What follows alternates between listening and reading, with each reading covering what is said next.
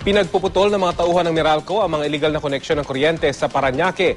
Babala ng Meralco sa mga nagtatap ng kuryente, bukod sa ipinagbabawal ito ay pwede pa itong maging sanhi ng sunog. Ang mainit na balita hatid ni Von Aquino.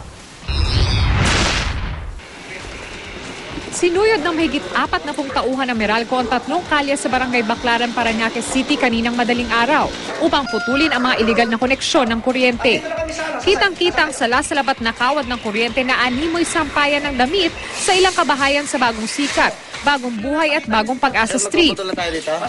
Ito yung mga pinagdugtong-dugtong na kawad ng kuryente na sinasabing tinap nga. Ito, kung mapapansin natin, ay may mga nakapulupot na electrical tape at substandard din yung ginamit na wire.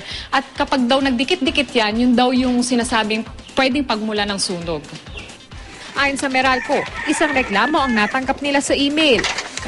May na-receive kasi kaming complaint galing sa customer na meron ngang mga illegal connection doon sa lugar na pupuntahan natin. So ang goal natin, mahuli lahat ito at saka malinis natin yung lugar from any illegal connections and illegal tappings.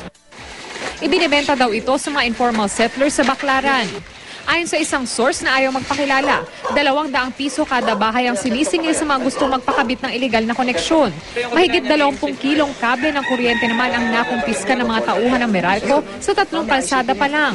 Matapos ang pagputol sa mga tapped wire, magsasagawa ang Meralco ng tinatawag na Elevating Metering Center o EMC o kaya ay ang pole hogging ng mga metro ng kuryente.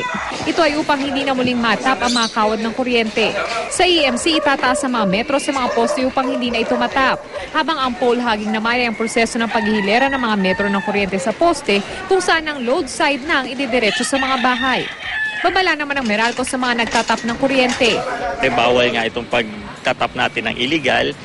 Pwede itong makapag-cause na sunog doon sa lugar na kung saan nila ginagawa yun. At most importantly, delikado siya sa buhay ng mga tao. Mga kuryente. Von Aquino, GMA News.